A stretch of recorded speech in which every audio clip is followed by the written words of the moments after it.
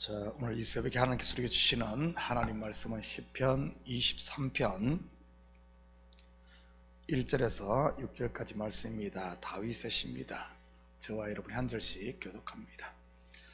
여호와는 나의 목자시니 내게 부족함이 없으리로다.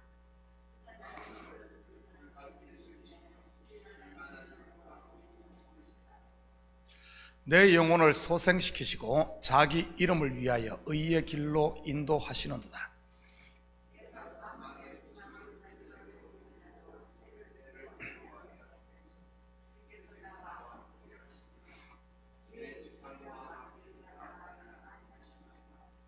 주께서 내 원수의 목전에서 내게 상을 차려주시고 기름으로 내 머리에 부으셨으니 내 잔이 넘치나이다.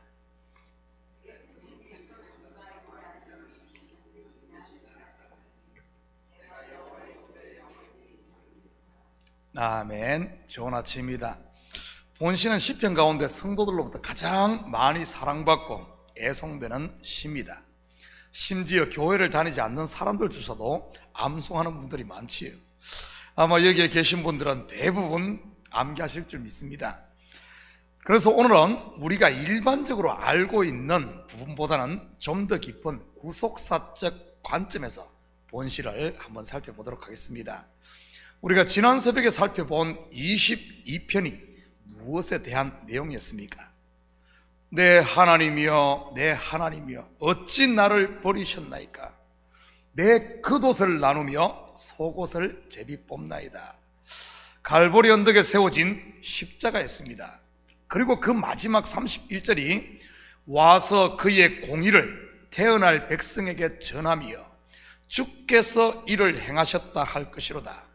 바로 예수 그리스도의 죽음과 부활로 하나님의 공의가 충족되었음을 선포하는 내용이었습니다. 그리고 그 앞에 시편 21편이 승리하고 돌아오는 왕의 개성가였습니다. 바로 예수님의 예루살렘 입성을 예표하는 노래였지요. 구속 역사에서 예루살렘에 입성한 예수님께서 십자가에 달려 죽으시고 부활하신 후 일어난 사건이 무엇입니까? 바로 오순절 성령 강림입니다.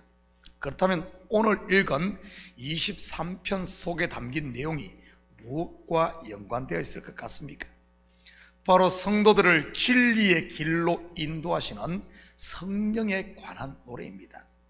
그리고 내일 새벽에 살펴볼 24편이 시온 산의 왕, 그에 대한 이 시로서 교회의 머리요, 저와 여러분의 왕으로 오시는 그리스도를 노래하고 있지요. 이러한 구속사의 눈을 가지고 본시를 같이 감상해 보도록 하겠습니다. 1절입니다. 여호와는 나의 목자시니 내게 부족함이 없으리로다.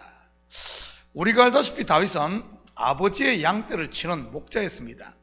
양들에게 있어 목자는 없어서는 안 될 절대적인 그런 존재이지요. 다른 동물과 달리 양들은 자기를 방할 힘이 전혀 없는 동물입니다. 다른 동물이든 빨리 달리기라도 하는데 양은 빨리 달리지도 못하고 심지어 시야까지 짧아서 이렇게 멀리를 볼 수가 없습니다. 그래서 스스로를 도저히 지킬 수 없는 이런 짐승입니다. 여호와는 나의 목자라는 이 다윗의 고백 속에는 자신이 마치 이러한 양과 같은 존재임을 먼저 고백합니다.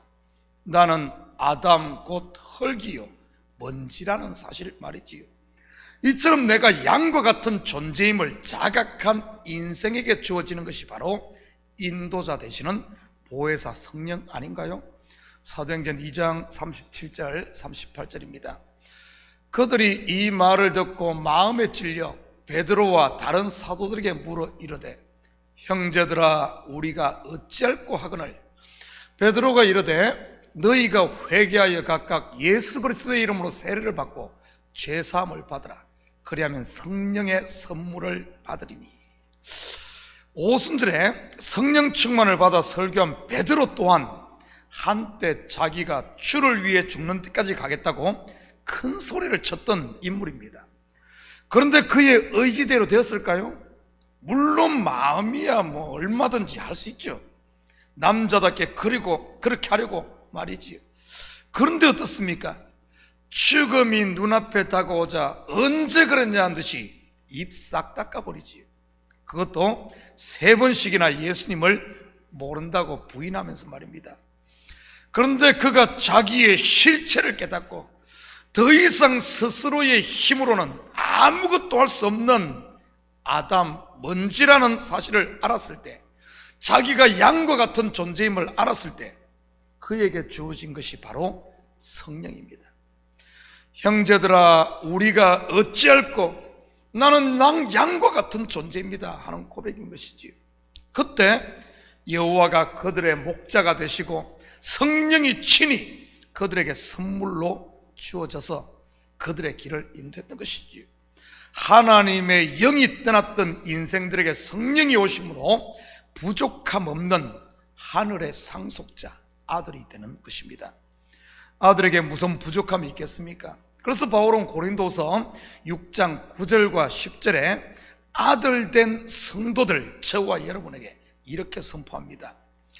우리는 속이는 자 같으나 참되고 무명한 자 같으나 유명한 자요, 죽은 자 같으나 보라 우리가 살아있고 징계를 받는 자 같으나 죽임을 당하지 아니하고 근심하는 자 같으나 항상 기뻐하고 가난한 자 같으나 많은 사람을 부유하게 하고 아무것도 없는 자 같으나 모든 것을 가진 자로다. 저는 우리 성도들이 마음의 부족함을 느낄 때마다 마시면 마실수록 더 갈증만 나는 바닷물과 같은 세상의 것으로 채우려 하지 마시고 기도함으로 성령 충만함을 받을 수 있기를 축복합니다.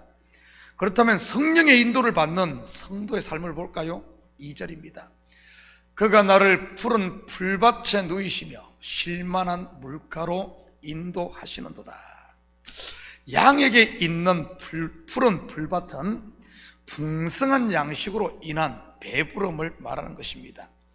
젖과 꿀이 흐른다고나 할까요? 저는 이와 같은 경험을 많이 합니다. 제 속에 성령으로 충만해 있을 때 흘러넘치는 생명 양식 말이지요.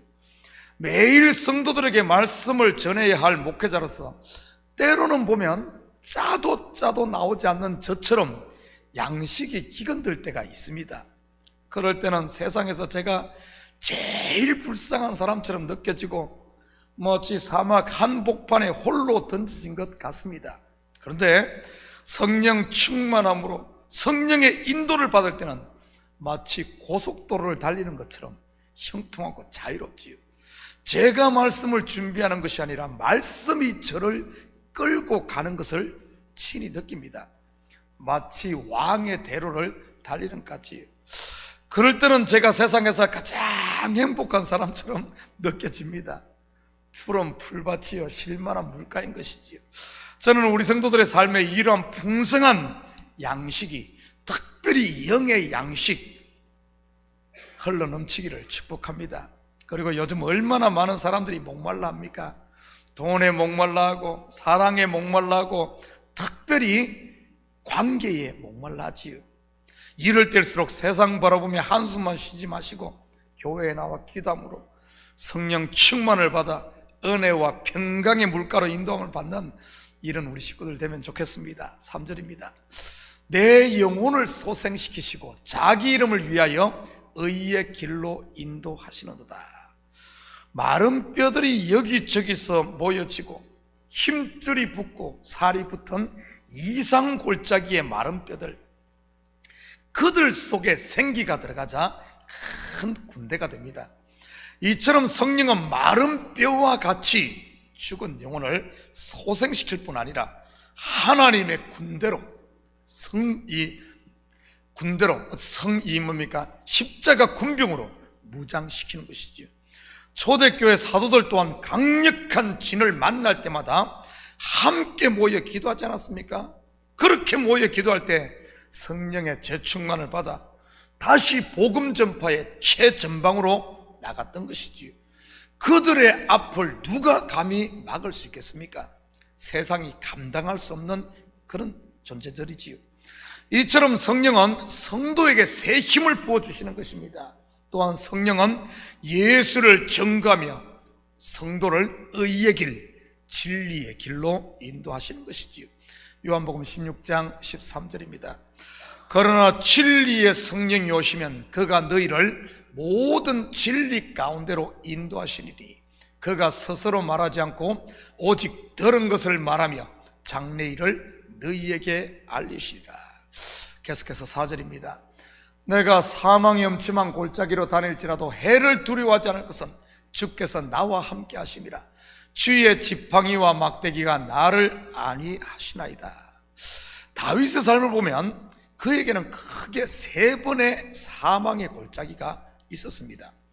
첫째는 사울 왕에게 쫓겨 광야를 헤매던 10여 년의 기간이요, 둘째는 우리아의 아내 밧세바를 취함으로 하나님의 낯을 피해 숨었던, 하나님과의 관계가 끊어졌던 그 어떤 1년간의 기간이요, 마지막이 아들 압살롬의 반란을 피해 기드론 시내를 건너 도망을 갔던 그 시기입니다.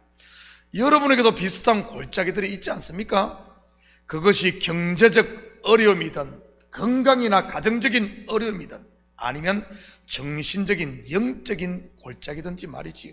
그런데 다윗은 이런 사망의 골짜기, 곧 인생의 낭떠러지에 섰을 때 자기를 안위하시고 지키시는 주의 손을 가장 가까이서 만나게 됩니다.